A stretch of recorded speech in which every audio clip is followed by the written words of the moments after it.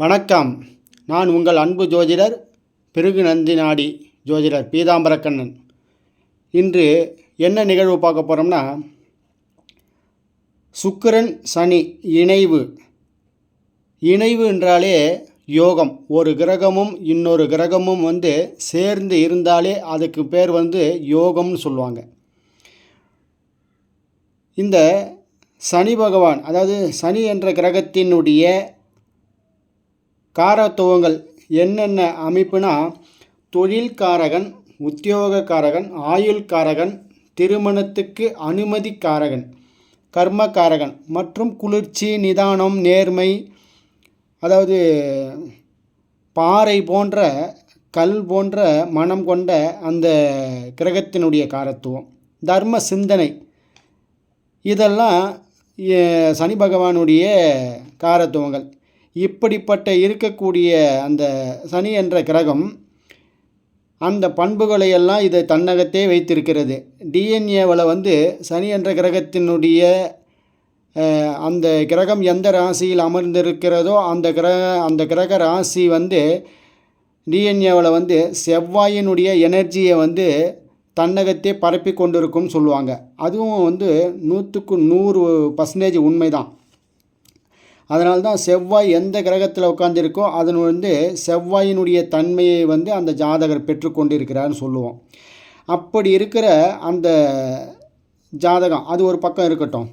இப்போ இந்த சனி பகவான் சுக்கிரனோடு இணையும் போது, சுக்கிர பகவானோடு இணையும் போது, சுக்கிரன் என்றால் என்ன? சுக்கிரன் என்பது அழகு, ஆடம்பரம், சிற்றின்பம், தன்னை கவரச் செய்வது, தானும் கவர்வது.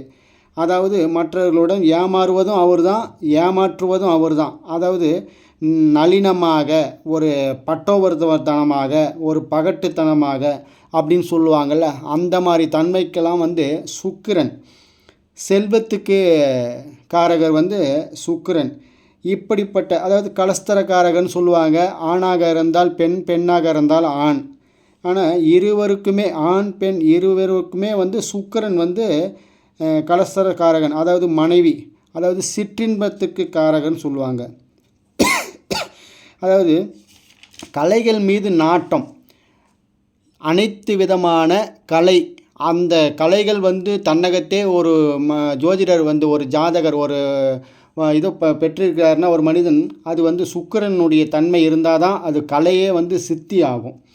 எப்படியெல்லாம் இருக்கக்கூடிய இந்த சுக்கிரன் சனி பகவானுடைய என்ற கிரகத்தோடு இணைவு, அதாவது சேர்க்கை, அதாவது யோகம் அப்படின்னு சொல்லுவாங்க. சேர்ந்தால் அந்த இணைவு எப்படி படம் போட்டு காமிக்கும் ஒருவருடைய ஜாதகத்தில் இருந்ததுன்னா அப்படின்னா, இப்போ சுக்கிரன் சனியினுடைய சாரத்திலையோ, சனி சுக்கிரனுடைய சாரத்திலையோ அதுவும் அதில் அடங்கிடும். சேர்க்கை இருந்தாலும் சரி, இல்லை நட்சத்திரங்கள் பரிவர்த்தனை இருந்தாலும் சரி, இல்லை சனியோட வீட்டில் சுக்கிரன், சுக்கிரனோட வீட்டில் சனி இருந்தாலும், பரிவர்த்தனையில் இருந்தாலும் சரி, இப்படிப்பட்ட அமைப்பு உடைய ஒரு ஜாதகர் இருக்கிறாரு.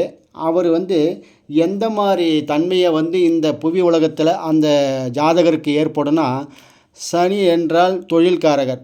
தொழிலில் குறைவான எனர்ஜியை செலவு பண்ணி அதிகமான முதலீடுகள் அப்படி பெறக்கூடிய தன்மை. அதாவது உழைப்பு உடல் மூலியமாக அதிகமாக போட வேண்டிய அவசியம் இருக்காது.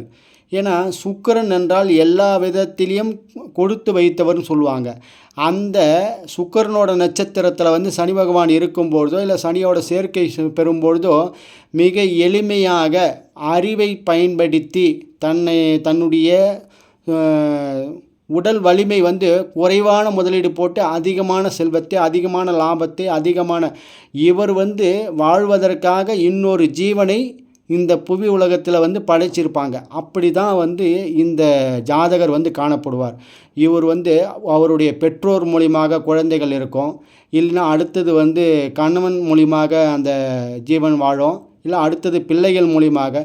இந்த மாதிரி சனி சுக்கிரனுடைய சேர்க்கை பெற்றவர்கள் ஒரு குடும்பத்தில் இருந்தால் அந்த ஜாதகர் மூலியமாக மற்ற ஜீவன்கள் கூட அதில் பெரிய பலன்கள் அடைவார்கள். அதனால்தான் ஒரு வீட்டில் சனி சுக்கிரன் மிக உன்னதமான சேர்க்கை, மிக உன்னதமான யோகம் சொல்லுவோம். ஏன்னா சனிக்கும் சுக்கிரனுக்கும் அவ்வளோ பெரிய கடின உழைப்பு சனி, அதிலே ஆடம்பரமாக இருக்கிறது சுக்கிரன். இது 2 பேரும் சேர்ந்தாங்கன்னா அப்போ இவங்களுக்காக யாரோ ஒருத்தவங்க உழைச்சிட்டு இருப்பாங்க. இல்லை யாரோ உழைத்து வைத்த சொத்து சுகம் செல்வாக்கு அந்த மாதிரி தன்மையில் வந்து இவங்க வாழ்ந்துக்கிட்டு இருப்பாங்க. இப்போ ஒருத்தர் வந்து காலம்பூரா அந்த பேர் புகழ் கீர்த்தி செல்வாக்கில் ஒருத்தர் வாழ்ந்துட்டுருக்காரு, அவருடைய புள்ள அவருடைய பேரன் அப்படின்ற சொல்லி கொண்டு இருக்கக்கூடிய வாழ்க்கையை வந்து வாழக்கூடிய தன்மையெல்லாம் வந்து இந்த சனி சுக்கிரனுடைய சேர்க்கை பெற்றவர்கள் தான் வந்து மிக எளிமையான செல்வ சேர்ப்பு செல்வ செழிப்பு அந்த மாதிரி தன்மையெல்லாம் வந்து இந்த சனி சுக்கிரனுடைய சேர்க்கையை வந்து அதி அற்புதமாக கொடுத்துரும். அதாவது இந்த குறி காட்டுறது எதுனா, கால புருஷனுக்கு சனி 10க்கும் 11க்கும் ஆதிபத்தியம் வாங்குறாரு.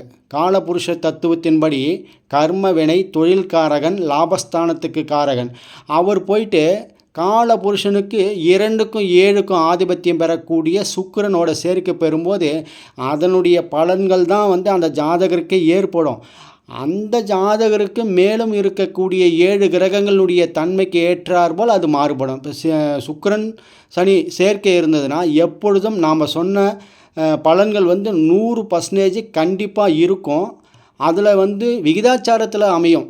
மற்ற கிரகங்களுடைய சேர்க்கை நல்ல விதமாக அமையும் போது அதிக விகிதமும், குறைவான பலன்கள் இருக்கும்போது குறைவான சேர்க்கை குறைவான இது இருக்கும்போது குறைந்த விகிதம் இருக்கும். ஆனால் கண்டிப்பாக இந்த பலன்கள் வந்து நிச்சயமாக ஒருவருடைய ஜாதகத்தில் சுக்கிரன் சனி சேர்க்கை மிக அற்புதமான சேர்க்கை. அதாவது 2 சேர்க்கை சொல்லுவாங்க. ஒன்று சுக்கிரன் சனி சேர்க்கை, ஒன்று சனி குரு சேர்க்கை. இந்த சனி சுக்கிரன் சேர்க்கை வந்து நம்பர் 2. நம்பர் 1 வந்து சனி குரு சேர்க்கை வந்து மிக அற்புதமான சேர்க்கை.